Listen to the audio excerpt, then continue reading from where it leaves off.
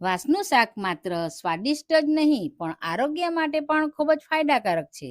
ચાલો તો વાસદાનું પ્રખ્યાત વાસનું શાક કેવી રીતે બને એની રેસીપી જોઈ લઈએ. તો સૌથી પહેલા 2 વાસ્કીલ છોલીને સારી રીતે છીણી લઈશું. ત્યારબાદ એક કડાઈમાં પાણી, મીઠું, હળદર અને છીણેલી વાસ્કીલ બોઇલ કરી લઈશું. ત્યારબાદ આ રીતે ગાળી લેશું. ડિટેલ રેસીપી મેં ટાઇટલ પાસે આપી છે, જોવા માટે ક્લિક કરો.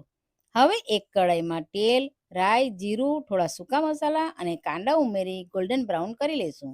હવે ઉપરથી બેઝિક મસાલા ઉમેરી તેમાં વાસ્કીલ ઉમેરી લઈશું.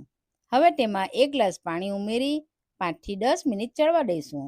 તમે જોઈ શકો છો આપણું શાક ખાવા માટે રેડી છે. તો ચાલો સર્વ કરી લઈએ.